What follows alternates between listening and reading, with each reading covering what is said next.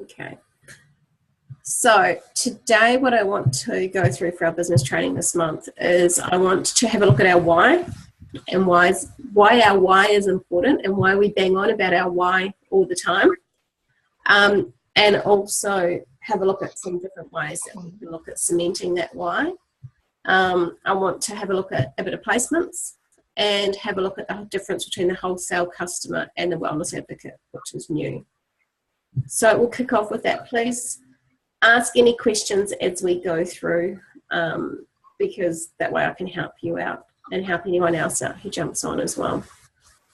So in terms of our why is so important to us because it's what gets us through when we're doing this business. So we're going to have an amazing days when everything goes really well. We get amazing messages on how our oils are changing people's lives. And we're going to feel absolutely fantastic or fabulous, or as I was just about to say, fantabulous. But we're going to have real shit days too. So we are going to have days where we feel like, why the heck am I doing what I'm doing? Days that we go, I can't do this. I'm just going to throw it all in the bin and give up. It's just too hard. And we all have times like that. And because I'm gold, all that means is I've had more of those days than you have. Mm-hmm. And Vanessa and Paul at Presidential Diamond have had more of those days than I have. But the difference on who's going to succeed and who doesn't is those who actually have their why really strong so that they don't get to say, screw this, I'm giving up. They actually keep going. So your why is what cements you into why you do this business. So what I'd like to do is take us through a quick little exercise to help us to start to develop that why. You good with that? Yep. Cool. You got a pen and paper nearby? Yep, right here. Awesome. So what I want you to do is I want you to write down, why do you do doTERRA? And write that on your piece of paper.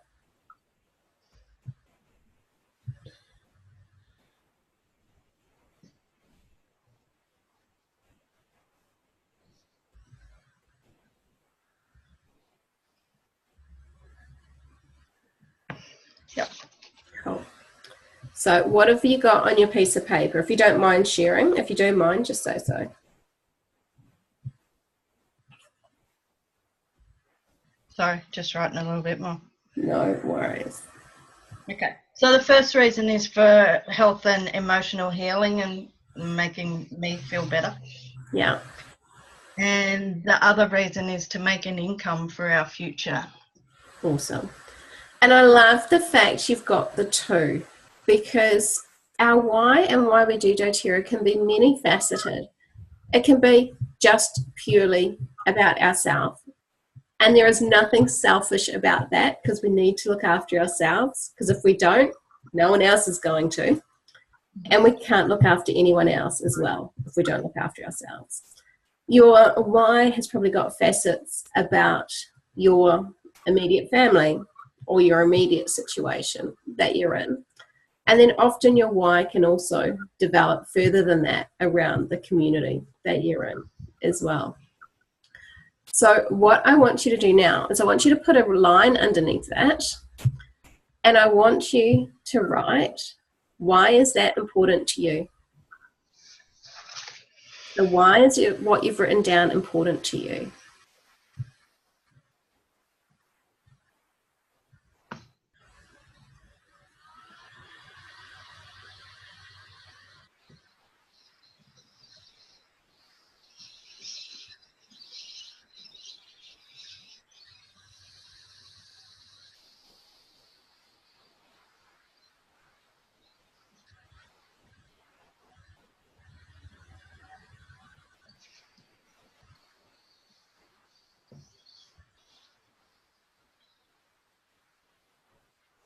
And what we're starting to do now is we're starting to peel away the layers. Because often what we write down to start with is that superficial, fluffy, love and rainbows type why. But what we want to do is we want to get into the actual crux of it, and we want to peel back those layers of the onion and get back to why it's really important.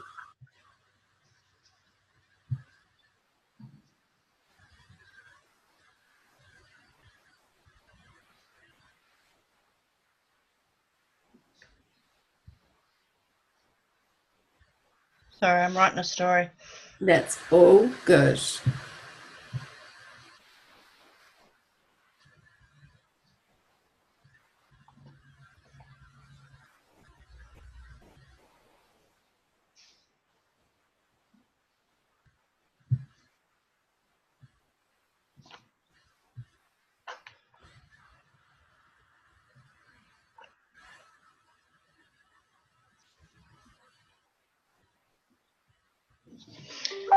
Okay. So what are we coming up with now? Okay, so I've done it in two separate parts again. So the first one is to be able to live a healthy and active life, to be around when the grandkids come, and to see my children grow older than they are now. Yep. That's the first part, needing the health and emotional healing part of it.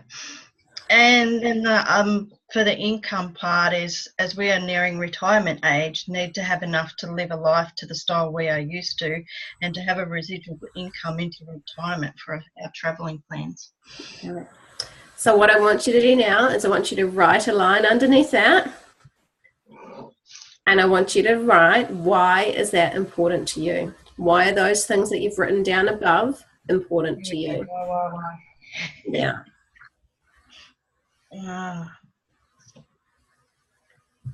And this is where it starts to get emotional. And this is where you start to really start connecting head and heart. And it's a great way to really get into the depths of that why.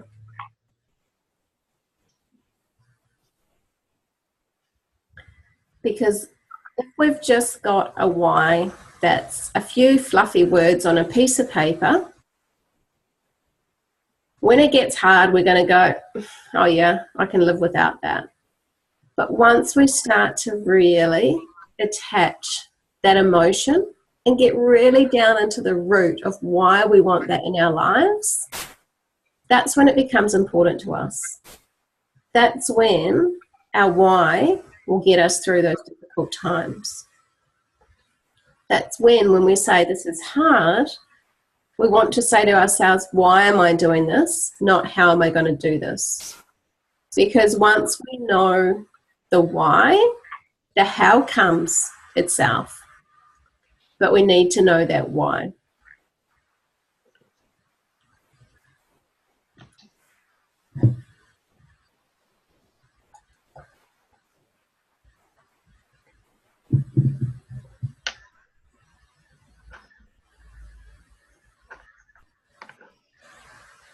They sound like the same thing again, but anyway. Yeah.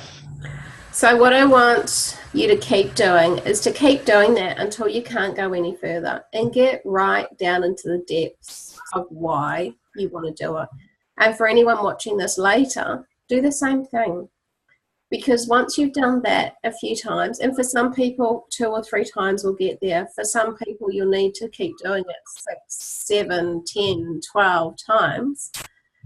And often you know when you've really got there because you start getting really emotional. The tears can start welling up and you go, yeah, this is why I'm doing what I'm doing. This is why it's so important to me. And then once you've done that, you can then construct a few sentences around that build that emotion into it and bring it all together. And then put those on little cards and put them where you can reach for them when you need them. So for me, mine's written right across the top of my whiteboard, because I can look at that as I'm working, and that's why I'm sitting here. That's why I'm doing what I'm doing. So hopefully you found that a useful exercise, and I'd recommend you do that every few months, because it can change. Yeah, they change a lot. Yeah, because we change. And especially with this business, if we're doing the personal development that goes with it, we do change. And so why we're doing what we're doing changes as well. Mm-hmm. Cool. So next thing I wanted to chat about is placements. So this is one of the questions that people go, holy heck, what do I do? Now, first up, there is no rocket science. There is no right. There is no wrong. There are some really, really good guidelines when we're doing placements. And the very, very first guideline is always go upline. So when you get a new person, always talk to your upline and sound them out. And even at Gold, I still often will reach out to Vanessa and Paul and say, hi, I've got this new person. I think I know where I'm going to put them. I'm not quite sure. Can I use you as a sounding board? Because the people above you have been there before and they've made all the mistakes, so they can give you good advice. Yep. It's always your decision. It's your business, and whatever you decide will be right. But it's a good idea to get advice. So the first thing I always say with placements is ask yourself the question, who would they fit best with in my team? Who do they know? Who's got the same interests? Who's got the same geographic location? If they were to wake up and build and share the business, I'm going to grab my peppermint. Where is it? There it is. I'm yawning away this morning. So if they were to wake up and share the business, who would support them best? Because your very first thing is you want to put like with like. You don't want to just put people somewhere to get some volume to rank. Because if you do, that could be very, very short term rather than building a foundation. So really, really good example of that is I might be, for example, going for Premier. So I might be an elite going for Premier and I've got my 2 legs. I just need a home essentials kit over in this leg and I'll be Premier. So this leg might be from my 4-wheel driving trip days. People who love getting out, adventuring, campfires, the bush, hunting, that sort of stuff. And this leg may be all my hippie, yoga-loving, vegetarian, peace and fairy dust friends. Now, if I enroll a guy he's a guy, he's a man's man, he loves shooting, he loves hunting, he loves meat, kill it, cook it, put it on the barbecue and eat it type thing. And if I decide to put him in my leg with my hippie, yoga-loving, peace and fairy dust people, he's not going to want to go to their workshops. They don't want to do a workshop for him. So therefore, it's really short term. Yes, I might rank that month, but he's going to die away because no one's going to support him. And he's not going to want that support. Whereas if I put him in the other side, he's going to get along with those people. He's going to make friendships. He's going to want to be with them. And he's going to thrive. So that's number 1 is always talk to your upline. Number 2 is put like with like. When we're looking at placements also, what we want to do is we want to start when we're building with 2 legs. So if you look at the ranks in our doTERRA business, all our ranks up to Premier, so our manager, director, executive, elite, are all volume. The actual structure doesn't matter. So at elite, which is 3,000 volume, I could have 30 people on my front line, all ordering 100 PV orders, and I'd be elite. However, our next rank, which is Premier, you have to have 2 legs at executive, so 2,000 volume, and a total of 5,000. If I've gone and put 30 people on my front line at 100 PV, it's going to be really hard to build 2 of them up to executive. Yep. But if when I'm elite, I've got 2 legs and they've got, one might have 1,000 volume, one might have 2,000, then it's going to be a lot easier to strengthen those and build to the Premier. Does that make sense? Yep. Sure does. So that's why we say as a baby we want to learn to walk. To learn to walk you need 2 legs. So that's just an easy way of remembering it. So we want to focus on those 2 legs first. We want to focus on putting like people with like people. And then we can start more to focus on, after we've looked at that, then we can look strategically. Where do we need volume? Where do we need to put people? So if I've got someone who's come in and they don't know anybody, they don't really gel with anybody, then I can look strategically at where I need that volume. I'll also, when I'm placing somebody, I won't usually place in a leg where there's nothing happening, because I want to reward people who are doing stuff. So if under my second leg I've got one side where people really aren't ordering, and I've got another side which is a leader, which is doing workshops, she's going out there, she's sharing with people, then out of the choice I'm more likely to put in with the person who's doing something, because she's going to support them and she's going to help them ongoing. So those are some things to think of when you're placing people. We then get into things that are a bit more complex, and we look at, okay, so I might, for example, I might have me, and this is really interesting when you're just talking to it and not doing it on a whiteboard, and I might have 2 people underneath me. So that's I'm a premier. And then what I want to do once I'm premier is I want to find my 3rd person who I want to put on my front line to help me build to silver, because that's my next rank is silver.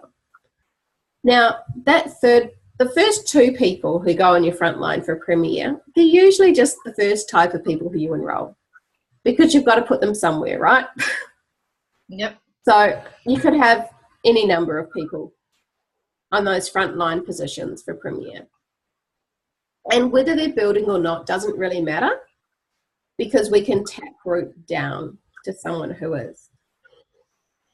Actually, I might just, before I go to that 3rd person, I'll talk quickly about tap rooting. So what tap rooting means is that you can rank off someone who's not on your front line. So say, for example, you've got you, and then you've got a person here who you enrolled when you first joined up. They bought their kit, they're not doing anything. Mm-hmm. Then underneath them, you've got somebody else who is doing their 100-point order, who's your enrollment. As long as they're your enrollment, it doesn't matter how far down in the tree they are, you can rank off them, which is really, really cool. So it means we don't need to pressure people on our front line that you must put an order in. No. Because in order to rank, people need 100-point orders to rank. So we can go where the energy is and work with that. When we're looking at who's going to be the person who we're going to put up on our next leg for silver, what we want up there is someone who's interested in sharing the business with you. Someone who loves their oils, someone who's going to do a 100-point order, and someone who'd like to share. That's the person you want to put up in that silver position. Because they're so you can take them from down? No, it has to be a new person. A whole new person? A whole new person. Except I'll talk about the Wholesale Customer and Wellness Advocate, and that's just introduced a whole new. Generally, they're a new person. They're a new person, wants to build, is excited, and you work with them. Anyone existing who's building, you just support them where they're at, and you just work with them there. So 2 legs, like with like. Don't worry about front line, because you can tap root down. And then your 3rd leg for silver, you want to be someone who wants to do this with you and do the business with you. Or at the very least, they want to keep a 100-point order. Do you have to have the 3rd leg, or can you get them from down your first 2 legs if there's enough building up big enough? For silver, you do need 3 individual legs. The great thing, if you've got enough builders in one leg, is you're actually going to provide insurance. So sometimes what you might want to do is you've got one leg and you've got your builder at the top. You might want to place another person who's also interested in building about level 4. Because what that's doing is the person at level 4 is going to be increasing this person's volume. So it's going to be helping them. But also, if you're helping them to build at that level 4, what you're doing is if life happens and this person at the top gets sick, their kids get sick, they move overseas, life happens and they can't do things, you've actually got someone further down in that leg who you can help and you can rank off. Yep. So this is one business we can't buy business insurance, and so we build our own business insurance. Yep. And that's why it's really, really important, even at gold, at diamond, to keep enrolling people so that you can place your people where they fit, where they're going to gel with others, but also as business insurance for you as well. Mm-hmm. Does that make sense? Yep. Awesome. So the other thing I wanted to talk about today is our new wholesale customer. So this is very, very, very new. It's been in America for a while now though. So we're learning a lot from them and how it's worked for them. The reason the wholesale customer came about to start with is the Herbalife suit that happened in America, where they got done because they were basically forcing everyone to build a business, and some people just wanted to use the products. And they didn't have an option where you could just use the products without building a business. And so this is an option where if people don't want to build the business, if they just want to buy the products, then they can enroll as a wholesale customer instead of a wellness advocate. So wellness advocate is exactly the same as what we've got now. We get our 25% discount, we get our monthly specials, we get the ability to build the business. As long as we put in our 100-point order, we get commissions. With a wholesale customer, they get their 25% discount the same. They get their specials the same. So product of the month, 200-point specials. Any enrollment incentives they get. So this month with our 50-point enrollment incentive, they get the enrollment incentive.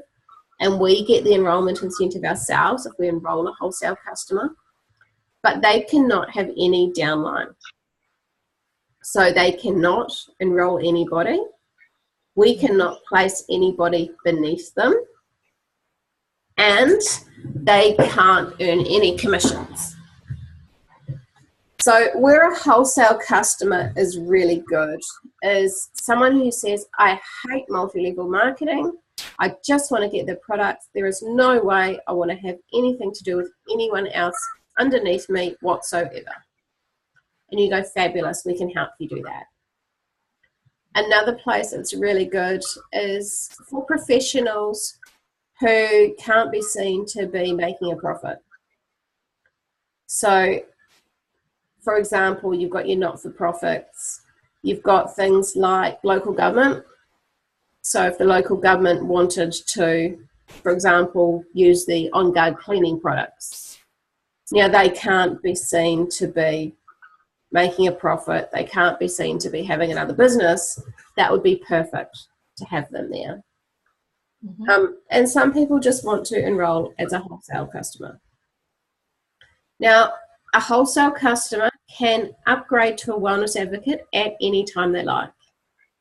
When they log into their back office, they will just have a button that they can press to say upgrade to wellness advocate. It's as simple as that. If they're in America or Canada, they have to put in their government ID or tax number or whatever it is, but they don't have to do that here in Australia. Mm-hmm. So at a click of a button, they can upgrade to a wellness advocate. Now, when they first enroll as a wholesale customer, we place them where we want them, and we've got the normal 14 days move to move them anywhere we want them. After they upgrade, if they upgrade to a wellness advocate earlier than 90 days, Then they can be moved. So we get another 14-day move. They can be moved anywhere in this sponsor line. So what that means is I might have me, I might have my 2 leaders underneath me, and they might be way down somewhere on the left-hand side. So I can move them up underneath anybody on that sponsor line before 90 days. I can't move them over the other side of my organisation. Okay, yeah. I can also transfer them into an account. So now here's our example where the person on our front line is the person who we enrolled when we very, very first started the business. They got their kit, they're not interested, and they probably only want to sporadically get stuff. We can talk to them and say, hey, do you still want your doTERRA account? If you don't, I've got someone who would love to transfer into that position and would love to build this as a business. Would you be open to handing over your account to them? It does mean that you can't order for 6 months, and after 6 months we can reactivate you and we can place you anywhere else, but transfer it into someone who's wanting to build the business. Are you open to that? You have to get the permission, and it has to come from that person who's giving up their account. But if you've got someone who wants to build a business and someone who doesn't, that's a really, really good option. And you can do that within the sponsor line. If it's after... They've still got to be on the same line. Yes, they do. So that's before 90 days. They still have to be on that same line. After 90 days, you can move them anywhere in your whole organisation. Okay. So before 90 days is in the sponsor line. So you know the sponsor is just the person above, so it's in that line. After 90 days, it's anywhere in your whole tree. Okay. Which comes back to your question when we were talking about the third leg for silver. Doesn't need to be someone new. Yes, except if you've got someone who's woken up after their 90 days, you can move them up to there. Now, a few things you need to be wary of when you're doing that is you've placed them somewhere in your tree. So they might be in leg 2. They've been ordering regularly for 90 days. And then after their 90 days, they've upgraded to a wellness advocate. So these people above them for that first 90 days have been benefiting from that volume of that person. So you need to think very carefully when you move them, how that's going to affect the people above them. Mm-hmm. Both purely from the volume point of view, but from the psychological point of view as well. How's that going to affect them when you're taking volume off them and putting it somewhere else? So I definitely, before I did that, I'd be having conversations with people and just explaining to them why you're doing what you're doing, etc. And the other thing as well, when you see that someone else has placed, for example, a wholesale customer underneath one of your legs, is that you need to know yourself in your mind that if they wake up, they could be moved. If I placed a wholesale customer in someone's leg and they were supporting them amazingly and they had developed a really, really good relationship with them, I'd be really wary about moving them at all. Yeah. So there's definite pros and cons, and you just need to, with those sorts of things, I'd always say talk upline. Because there's always going to be things you haven't thought of. And the what ifs, and your upline can help you with those questions and help you to sort that out. Does that help? Yeah. So the wholesale customers need to be placed under, like down the tree, not just run a tree that's just wholesale customers in it. No, because you can't place one under the other. Because you can't place anyone under a wholesale customer. Yeah, so they have to be placed somewhere in the tree.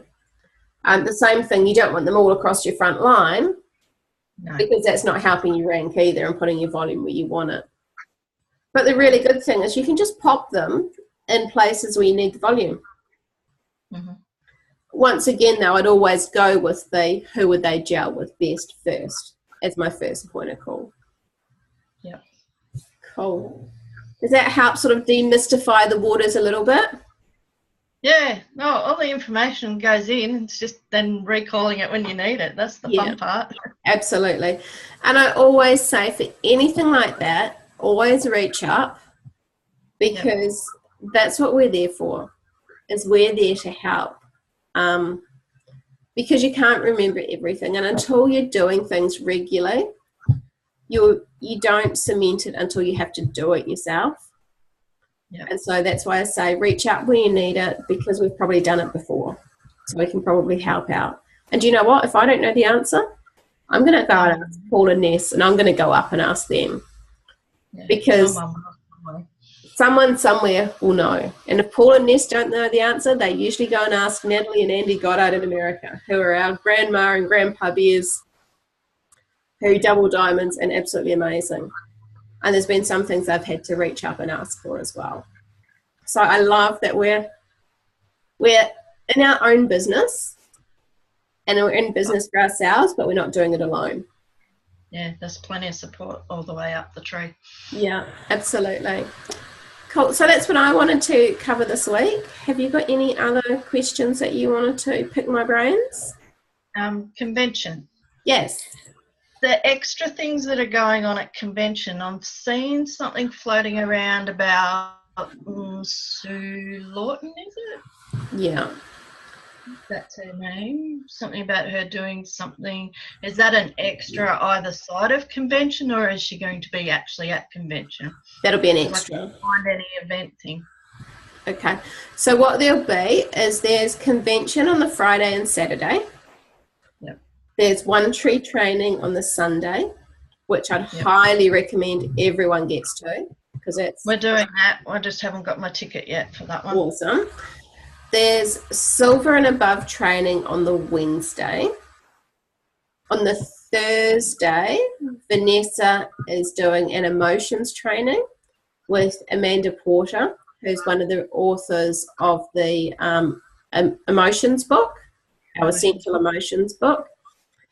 And there will be a Sue Lawton training as well, but I don't think the dates and times have been released for that yet. Okay, because is she doing a localised tour as well? Is that what I'm saying? Yeah, she is. So if we don't get to see her at convention, we may be able to catch her in the other. That's right. So what I would do is I'd keep an eye on the Shanty Star Facebook page. So that's John and Noel's Facebook page, and they're organising all of her bits and pieces. Okay. And so keep an eye on that, and they'll be able to help you out with that. All right. So, yeah. All right. So I'm trying to think, what day do we actually get there? I think we don't come in until lunchtime on that Wednesday. Maybe on the Thursday. Don't know. Have a look anyway. Check when your flights are, and just keep an eye on the pages, because we'll definitely post up what's going on. Cool. I will end our recording now for those people who are watching the recording. Happy to answer any questions after.